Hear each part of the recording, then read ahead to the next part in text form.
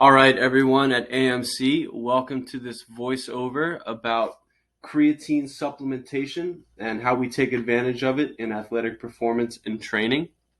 I'm going to introduce you to this supplement, possibly bust a couple myths about it, and also teach you how, as an individual, to pick it out and make sure you're utilizing it to your greatest advantage. So first, I'm going to introduce what creatine is. It's a nitrogenous organic compound, and it's found naturally in the body. Your body actually synthesizes it in the liver and to a smaller degree in both the pancreas and the kidneys. However, we find it stored in skeletal muscle, which is the muscle responsible for a lot of your weight and power lifting.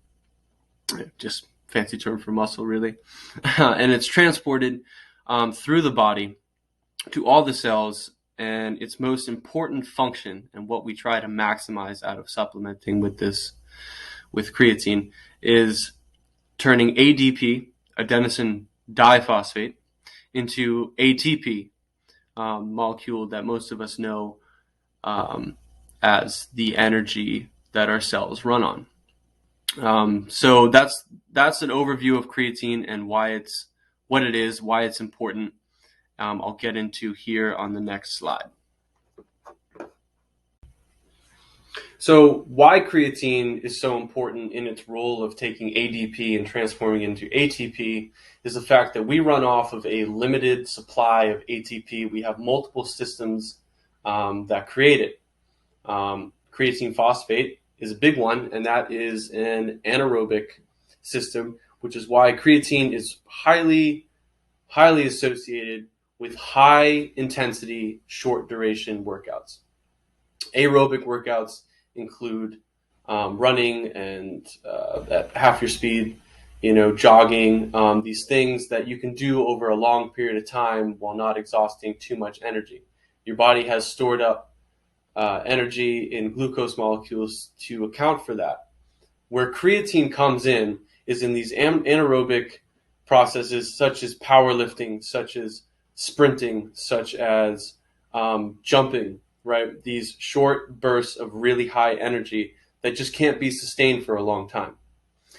We see that the depletion of creatine during exercise depletes a lot in 6-second max effort, up to like 57% of what your body originally has, and up to 80% in 30-second max effort. So what we can do is take the total amount of creatine in your body and up that so you have a larger store of it and there's more of it to be created. The idea is you'll be able to go longer and harder in these short duration power exercises. This is why it's associated with people that are trying to take it and achieve a higher bench, a higher squat, a higher deadlift, and also to a further extent for athletic movements that do include jumping off the block in your sprint if you're doing a 100-meter sprint or something like that. It's these quick, powerful athletic movements that we want to take creatine and use it to our best advantage so that we can go longer, because that's how muscle is further grown. That's how we get our hypertrophy.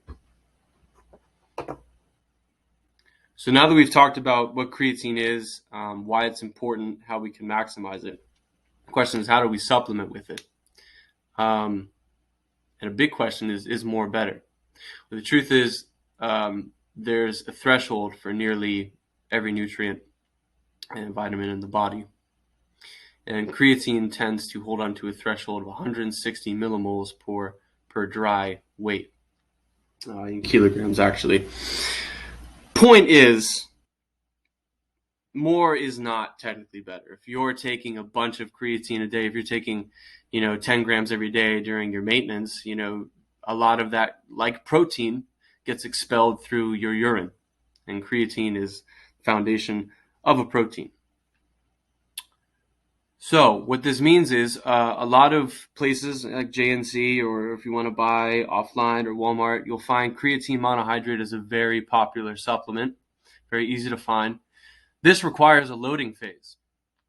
The reason is it just bumps up the amount that you're initially taking in so that your body can recognize it, synthesize it, incorporate it basically into its daily habits. Let's just put it in simple forms. So this loading phase requires 20 to 25 grams for about 5 days, and then we dropped down to maintenance for 2 grams a day. And this maintenance phase can theoretically go on forever. After you stop supplementing, it will eventually return to its baseline after 4 weeks.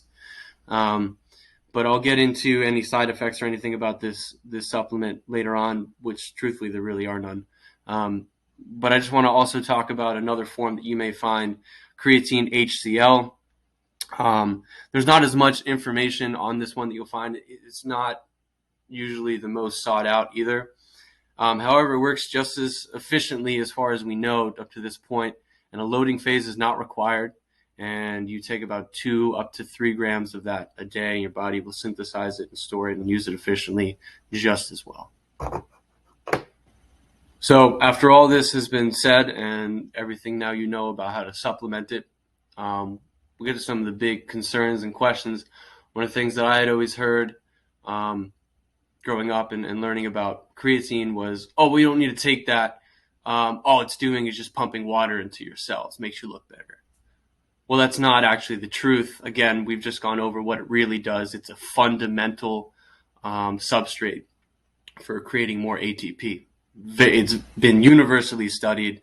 In fact, one of the most intensely studied ergogenic aids or supplements possibly in history.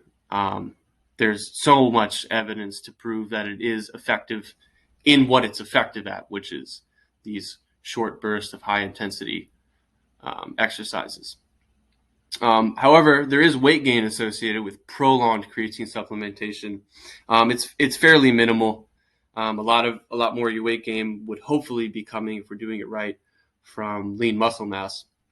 However, some of it is due to water, and that is because it does give your cells the ability to take in extra water. It's the fact that it increases the osmotic gradient. So if you know anything about osmosis, it allows the cell walls to take in a little bit more water. It's not harmful, and not to say it's either beneficial. It's just a negligent fact about this, and it shouldn't take away from any of the benefits that it has. Reported side effects, aside from some gastrointestinal upset, so a stomach ache, over time, comes to the conclusion that it's just universally safe. There's really no side effects about it. There's just that weight gain that some people may or may not want. And again, it's very well studied and very highly recommended across all stages of athletics. However, if you're a person that's here that is looking to perform in events, we have some boxers in and around the gym and stuff. It's not something to be taken, for your fight, although that's maybe not a great example, but it's more, it should be used for athletes in training periods, not during season. So I guess a better example would really be if you have you're playing baseball, you're an athlete, you wouldn't really take this particularly during your season. You might not see all the outcomes that you would expect as you would during the off season when you're really training, getting your body into condition, because it's all about maintenance once the season comes.